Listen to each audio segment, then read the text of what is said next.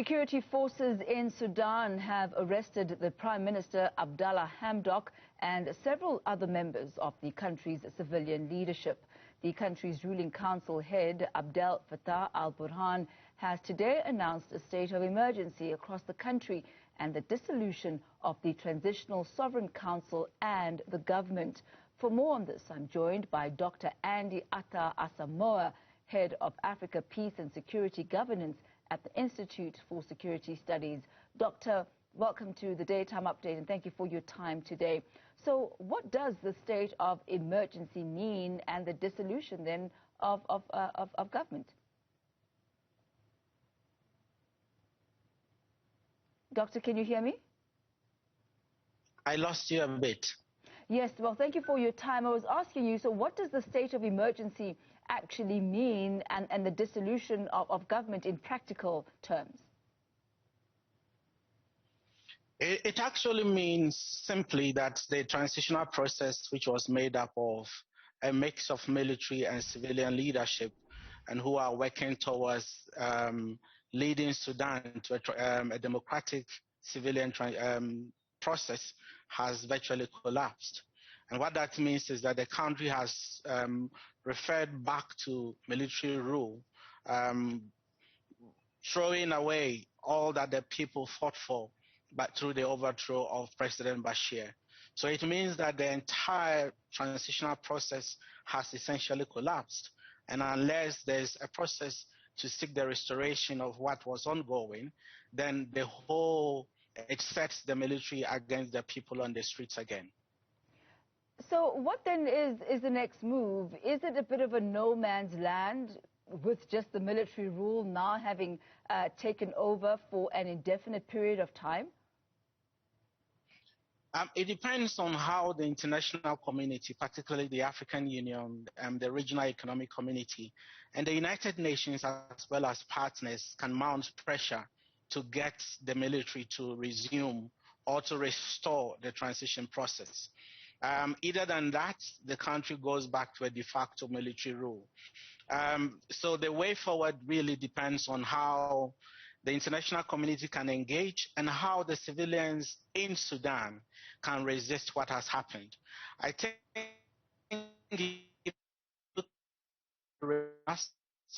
people were able to achieve through the protest by getting Bashir out.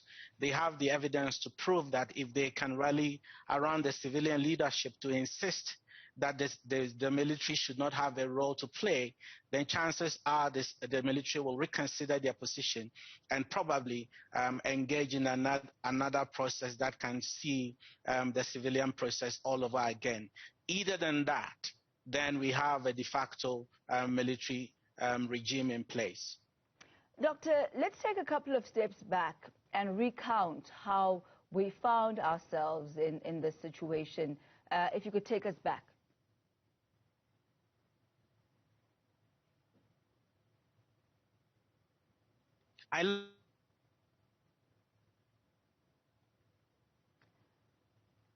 Dr. Atta-Asamoah, can you hear me?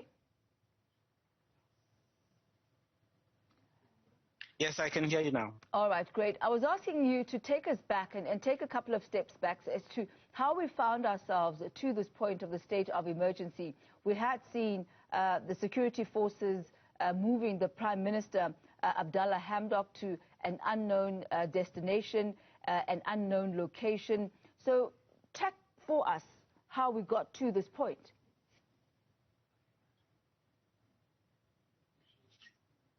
First of all, I think the difficulty the transition process experienced, because there was a mix of civilian and military leadership, was very clear from the beginning. We all knew it came about because the military was not ready to let go entirely of power to civilian leadership, even to a transition process. So the arrangement was military.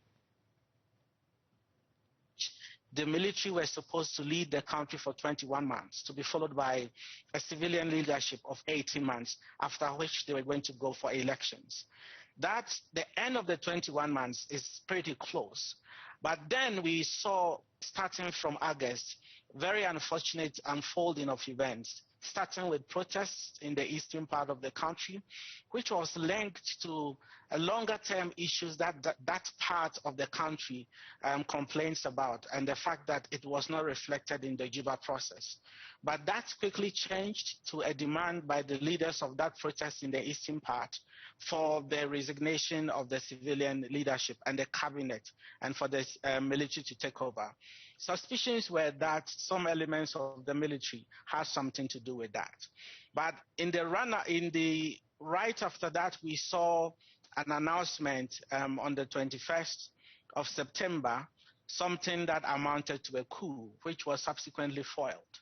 But after the coup, there were clear attempts by both sides to blame each other. And we saw very calculated attempts by the military to position the civilians as having failed, which had resulted in the coup attempt in the country.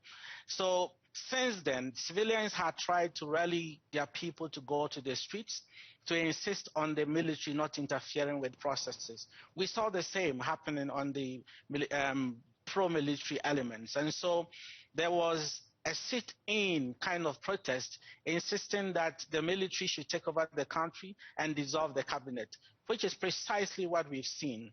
And all of these, the run-up to all of these seems to suggest that elements of the military really were connected to those who were demanding that the military should take over the affairs of the country. But by doing that, they overthrow the constitutional declaration, which brought the transition process into being and virtually reverses everything the country had worked for, the international community had worked for, and the Sudanese people have worked for, and goes back to the drawing board. So it's become a very difficult process. But all of these shows that all hasn't been well since the overthrow of Bashir, because the issues that Sudan grapples with are far more deeper than Bashir could handle. And we are seeing that also unfolding even as he is left, because there are elements of his system who are so deeply embedded in the whole political construct. And so it's going to take time, it's going to take effort for all of this to be dealt with. So the difficulty now is really how do you get the military out and the restoration of a civilian control of leadership in the country. Is that a possibility, do you believe, eliminating military rule completely? Or do you think there's still a chance for a hybrid military-civilian rule? Given the nature of Sudan's history, the military had a role to play in this politics.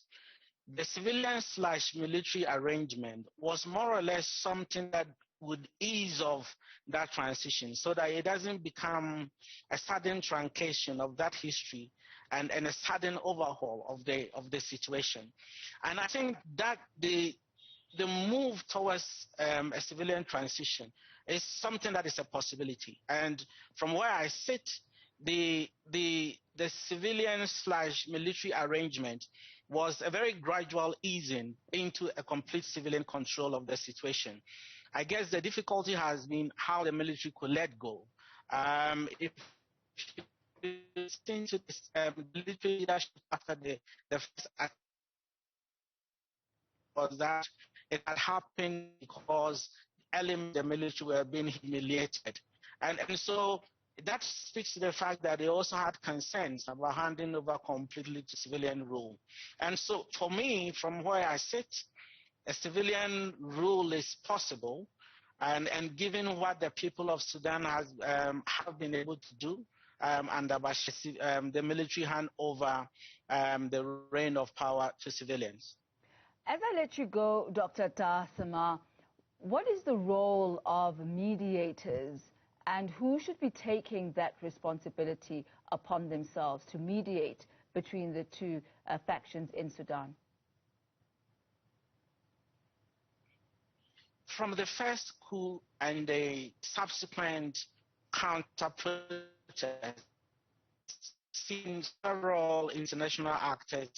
The Americans have been on the ground. There have been several international actors working to try and get the two sides to mend the relationship.